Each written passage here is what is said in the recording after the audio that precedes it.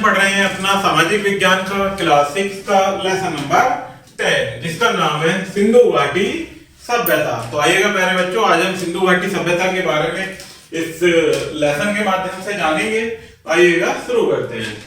जैसा कि आप पहले पढ़ चुके हैं कि कृषि का आविष्कार होने के बाद मानव एक व्यवस्थित जीवन व्यतीत करना आरंभ कर दिया था। उन्होंने परिवार में तथा परिवार के समूह बनाकर गांवों में व्यवस्थित जीवन व्यतीत करना प्रारंभ कर दिया था। समय बीतने पर इन गांवों की जनसंख्या में वृद्धि होती गई और विशाल गांवों का निर्माण हुआ। भिन्न भिन्न कार्य क्षेत्रों में निपुणता के कारण बड़े गांवों का रूप शहरों ने ले लिया था। जब गांव तथा शहर के लोगों ने अपनी आवश्यकता से अधिक उत्पादन करना प्रारंभ कर दिया तो लोगों ने अपने पड़ोसी इलाकों में अपना सामान भेजना प्रारंभ कर दिया और व्यापारिक संबंध स्थापित किए। इस प्रकार शहरी जीवन का विकास हुआ और इसी सभ्यता का आरंभ माना जाता है। आगे देखते हैं प्यारे बच्चों, सभ्यता जीवन यापन का एक तरीका है जो लोगों के शहरों में रहने तथा व्यवस्थित समाज में रहने के उपरांत शुरू हुई। सभ्य समाज में अत्यंत सुगठित आर्थिक, सामाजिक, राजनीतिक, बौद्धिक, कलात्मक तथा धार्मिक गुणों का समावेश होता है।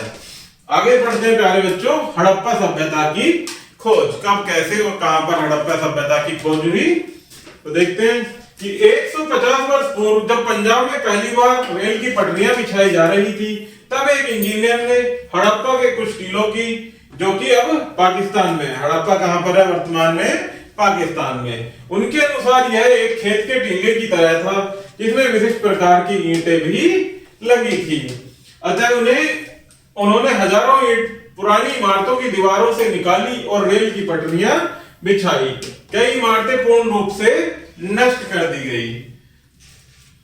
तब लगभग 80 वर्ष पूर्व पुरातत्ववेत्ताओं को यह स्थान मिला तथा उन्होंने विचार किया कि वह भारत का सबसे प्राचीन शहर है, क्योंकि अब यह पहला शहर था जिसे खोजा गया था।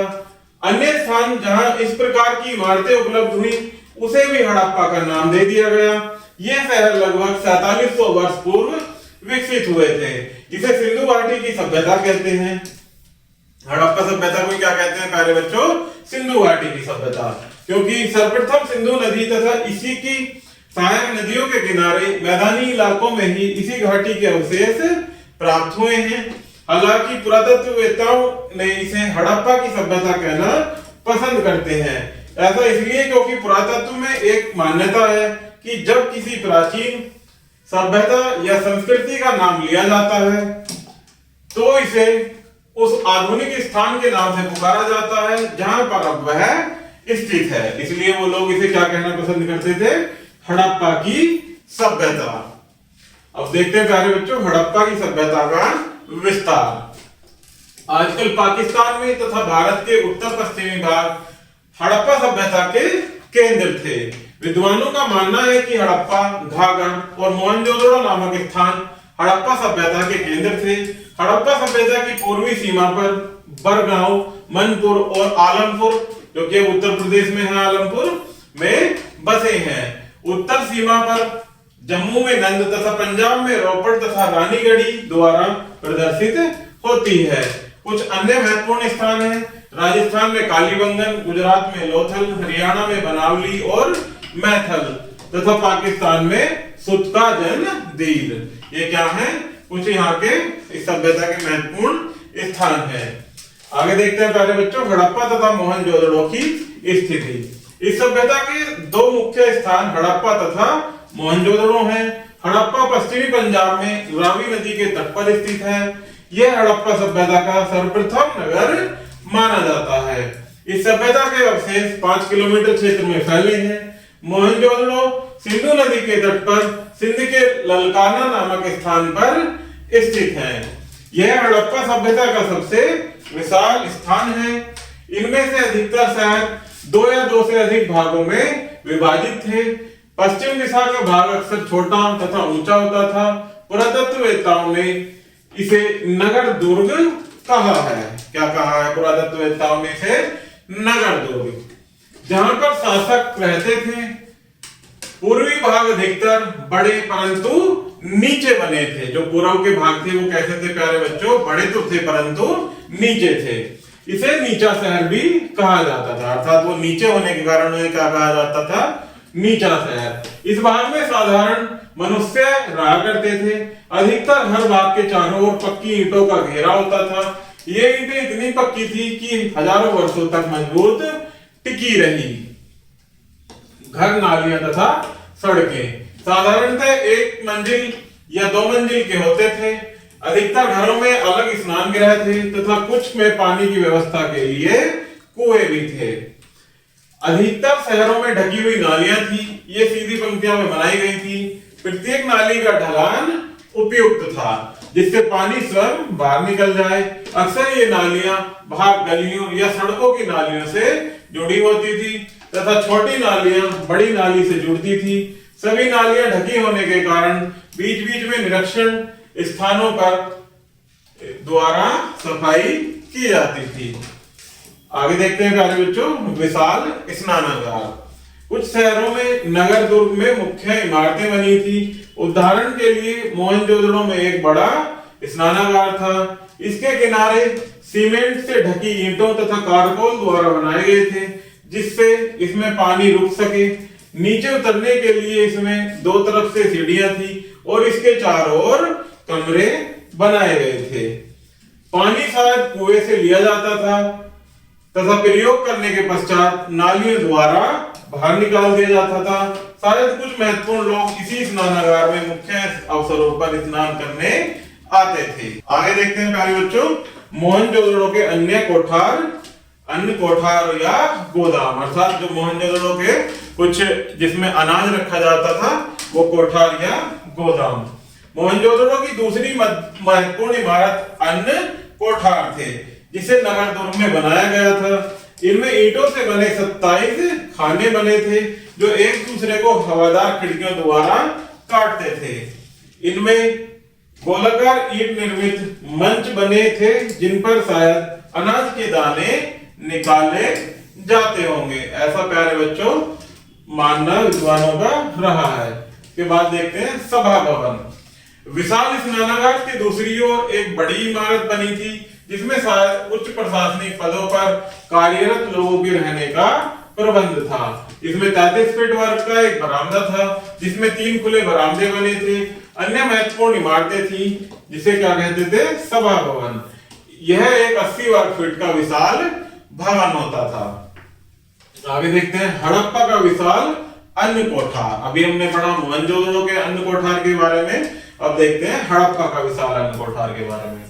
हड़प्पा के महत्वपूर्ण इमारतों में एक विशाल अन्न कोठार है। इनमें गोलाकार ईंटों से निर्मित मंच बने थे जिन पर शायद अनाज के दाने निकाले जाते होंगे। इसमें 6 अन्न कोठार की 2 पंक्तियां थी। साधारण मनुष्य शायद निचले कस्बों में बने हुए घरों में रहते थे। वहां बने हुए घर विभिन्न प्रकार के थे। दासों के लिए 1 कमरे के मकान थे। अन्य कमरों में 12 कमरे तथा एक बड़ा बरामदा था। बड़े घरों में अपने अलग अलग कुएं तथा स्नानागार थे। घर में प्रवेश द्वार संकरी गली में था जो मुख्य सड़कों से संपूर्ण द्वारा जुड़ी थी। सड़क की कोई और खिड़की भी नहीं खुलती थी। शहर में रहन सहन। हड़प्पा शहर बहुत व्यस्त शहर था। शायद वहां के शासकों ने प्रमुख इमारतों का स्वरूप तैयार किया था। वे लोगों को दूर स्थानों पर धातु, बहुमूल्य पत्थर तथा अन्य आवश्यक वस्तुओं को लाने के लिए भेजते थे। वे अपने पास सोने, चांदी तथा मोती के बहुमूल्य आभूषण भी रखते थे। वे लेखक भी थे तथा मोहरों को बनाने में भी लोगों की सहायता करते थे। मोहरों का प्रयोग सामान से भरे थैले या पैकेट पर किया जाता था जिससे एक स्थान से दूसरे स्थान पर भेजा जाता था। सामान को थैलों में भरने के पश्चात बांधकर गीली मिट्टी का लेप थैले की गांठ पर किया जाता था तथा इस पर मोहर लगा दी जाती थी। यदि मोहर बिना टूटे सामान पहुंच जाता था तो समझा जाता था कि सामान सुरक्षित है। तो मोहर का प्रयोग किस लिए करते थे प्यारे बच्चों, उस पर ठप्पा लगा दिया जाता था एक तरह से, और जब वो बिना मोहर के टूटे वहां तक पहुंच जाता था तो उसका क्या अर्थ निकलता था कि सामान सुरक्षित है। इसके अतिरिक्त वे लोग अच्छे कारीगर भी थे। वे विभिन्न प्रकार की वस्तुएं अपने घरों तथा विशेष कारखानों में बनाते थे। टेराकोटा के कई खिलौने भी प्राप्त हुए हैं। शायद बच्चे इन खिलौनों से खेलते थे। कारीगरों ने तांबे, कांसे, चांदी तथा सोने के आभूषण बनाए थे, जिसे बहुमूल्य पत्थरों से सजाया गया था।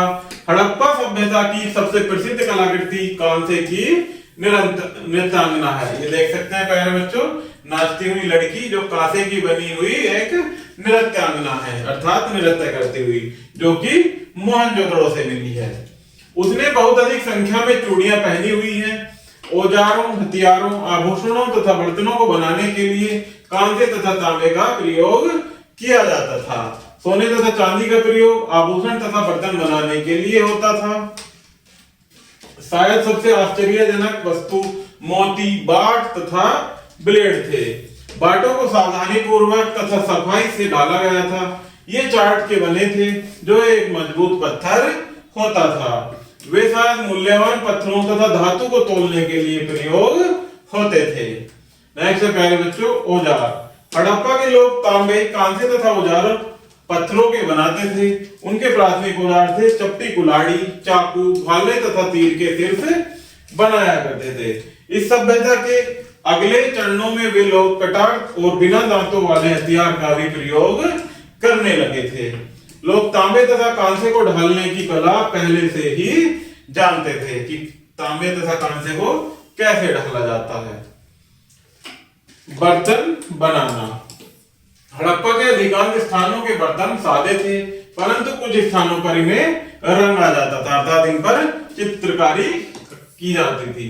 बर्तनों को विभिन्न आकार की पड़ी रेखाओं द्वारा, पत्तियों के नमूने द्वारा रंगा जाता था। इनके ऊपर चिड़िया, मछली तथा अन्य जानवरों के चित्र भी बनाए गए थे, अर्थात बर्तनों पर चित्रकारी भी की जाती थी। भोजन तथा वस्त्र। अधिकांश लोग शहरों में तथा कुछ गांवों में रहते थे। वे लोग फसल उगाते थे तथा जानवरों को भी पालते थे। ये किसान तथा चरवाहे ही शहरी लोगों को भोजन उपलब्ध कराते थे। हड़प्पा के लोग गेहूं, चावल, दालें, मटर, बाजरा, तिल तथा अलसी उगाते थे। हड़प्पा के लोग पशुओं, भेड़, बकरी और भैंस को पालते थे। वे लोग फल एकत्रित करते थे, जैसे बेर, मछली पकड़ते थे तथा जंगली जानवरों जैसे हिरन आदि का शिकार भी किया करते थे। उन्होंने बहुत बड़ी संख्या में तकवा या तकली की भी खोज की थी, जिससे पता चलता है कि सूत तथा ऊन को भी काता जाता था। ये अवशेष मिलते हैं प्यारे बच्चों, तकवा व तकली, जिससे पता चलता है या अनुमान लगा सकते हैं कि वो लोग ऊन को या सूत को भी काता करते थे। पुरुष की एक प्रतिमा को देखकर पता चलता है कि दो वस्त्र पहने जाते थे, जो आजकल की धोती तथा शॉल के समान थी। स्त्रियों के वस्त्र लगभग पुरुषों के समान ही थे। पुरुष तथा स्त्री दोनों ही आभूषण पहना करते थे। आगे देखते हैं प्यारे बच्चों, व्यापार। हड़प्पा के लोग आंतरिक तथा विदेशी व्यापार बढ़ाने में लगे थे। कुछ कच्चा माल उन्हें अपने आसपास ही प्राप्त हो जाता था तथा कुछ माल वे लोग दूर स्थानों से मंगवाते थे। वे शायद तांबा आजकल के राजस्थान से तथा पश्चिमी एशिया के ओमान नामक स्थान से मंगवाते थे तथा टिन वर्तमान में अफगानिस्तान और ईरान से, सोना तथा कर्नाटक से तथा बहुमूल्य पत्थर वर्तमान के गुजरात, ईरान और अफगानिस्तान से मंगवाते थे। ऐसे बहुत से प्रमाण मिले हैं जिनसे पता चलता है कि सिंधु घाटी के लोगों को मेसोपोटामिया की घाटी के लोगों के साथ अच्छा व्यापार था। किनसे? मेसोपोटामिया की घाटी के लोगों से। सिंधु सभ्यता के लोगों के मिस्र तथा क्रीट से भी मेसोपोटामिया के द्वारा अच्छे व्यापारिक संबंध थे। आगे पढ़ते हैं प्यारे बच्चों धर्म के बारे में। सिंधु घाटी के लोगों की धार्मिक आस्थाओं की जानकारी हमें मुख्यतः मोहरों, चित्रों और विशाल अन्नागारों से प्राप्त होती है। वहां के लोग मूर्ति पूजा में विश्वास करते थे। देवी देवता की एक मूर्ति भी प्राप्त हुई। इसे शक्ति या देवी माता के रूप में पहचाना गया है। पुरुष देवता शिव पशुपति की पूजा भी उन दिनों में बहुत प्रसिद्ध थी। शक्ति तथा शिव की पूजा के साथ साथ ये लोग कुछ पेड़, चिड़ियों तथा जानवरों की भी पूजा करते थे। मृतक के साथ दफनाए गए बर्तन, आभूषण, सी से दर्पण इत्यादि के द्वारा ज्ञात होता है कि सिंधु घाटी के लोग पुनर्जन्म में विश्वास करते थे। सिंधु घाटी के लोग क्या करते थे? पुनर्जन्म में विश्वास। हड़प्पा सभ्यता का पतन। हड़प्पा संस्कृति लगभग 1000 वर्ष तक अस्तित्व में रही। इसका पतन आर्यों के साथ भारत के पदार्पण के साथ लगभग 1500 ईसा पूर्व में हुआ था। विद्वानों ने इसके पतन के कई कारण बताए। कुछ विद्वान बताते हैं कि शायद नदी सूख गई थी, तथा कुछ का विश्वास है कि पेड़ पौधे समाप्त होने के कारण ईंधन भी समाप्त हो गया था। ईंधन के समाप्त होने के कारण इन लोगों को ईंटों को पकाने में कठिनाई हो गई। इसके साथ ही पशुओं भेड़ बकरियों द्वारा सभी पौधे चर लिए गए। इसके कुछ इलाकों में बाढ़ का प्रकोप भी हुआ तथा शासक अपना नियंत्रण खो बैठे। कोई भी कारण हो, परंतु स्थिति में परिवर्तन अवश्य हुआ। सिंध के कुछ स्थान और पंजाबी और जो कि अब पाकिस्तान में है को खाली कर दिया गया, जबकि अधिकतर लोग नए तथा छोटे समूह में जा मिले। इसके 1400 वर्ष पश्चात ही शहर अस्तित्व में आए। आगे देखते हैं प्यारे बच्चों स्थिति, जो कि अध्ययन करते हैं लोथल, जो कि कहां पड़ता है? गुजरात में। लोथल शहर गुजरात में साबरमती नदी की सहायक नदी के किनारे खंबात की खाड़ी के पास स्थित है। यह उन स्थानों के निकट था जहां बहुमूल्य पत्थर आसानी से प्राप्त किए जा सकते हैं। यह स्थान पत्थरों, सीप तथा धातु की बनी वस्तुओं का केंद्र था। इस शहर में एक संरक्षण गृह भी था। इस संरक्षण गृह में कई मोहरें भी रखी गई थी। यहाँ एक इमारत खोदी गई है जिसमें मोती के सामान बनाए जाते थे। यहाँ पर पत्थरों के टुकड़े, आंशिक मोती बनाने के औजार तथा तैयार मोती भी प्राप्त हुए हैं। मोती बनाए भी जाते थे प्यारे बच्चों, और वहां से तैयार किए गए मोती भी प्राप्त हुए हैं। लोथल में एक बड़ा तालाब भी मिला है।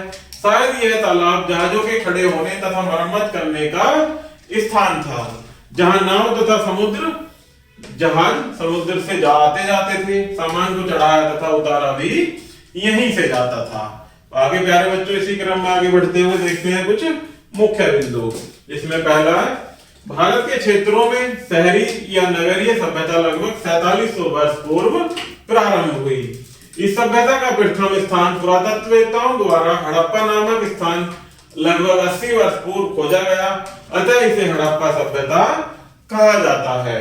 इसे सिंधु घाटी सभ्यता भी कहते हैं क्योंकि यह इस सभ्यता के अधिकांश स्थान सिंधु नदी घाटी के सहायक नदियों की घाटी पर मिले हैं। तो क्या कहा जाता है प्यारे बच्चों? हड़प्पा सभ्यता को सिंधु घाटी सभ्यता भी कहते हैं। नेक्स्ट पॉइंट है हड़प्पा तथा मोहनजोदड़ो इसी सभ्यता के मुख्य केंद्र हैं। हड़प्पा सभ्यता के शहर पूर्व नियोजन सड़कों तथा सुव्यवस्थित पानी निकास द्वारा बने थे। नेक्स्ट पॉइंट है नगर मुख्यतः दो भागों में बटे थे। उच्च भाग को नगर दुर्ग कहा जाता था। ऊंचा भाग जो ऊंचा तथा छोटा था शायद शासकों के रहने के लिए था। निचला भाग जो बड़ा होता था वो आम जनता के लिए रहने के लिए था। दोनों भागों के चारों ओर ईंटों की मजबूत दीवार बनी थी। नेक्स्ट पॉइंट है वहां पर खोदी गई कुछ महत्वपूर्ण इमारतों में मोहनजोदड़ो के विशाल स्नानागार, सभा भवन तथा अन्य के कोठार भी प्रसिद्ध थे। तो प्यारे बच्चों इस प्रकार से ये हमारा लेसन यही खत्म होता। आशा करता हूं कि आपको यह वीडियो जरूर पसंद आई होगी। यदि वीडियो में किसी प्रकार की कोई आपको समस्या है तो कमेंट बॉक्स में कमेंट जरूर कीजिएगा। धन्यवाद।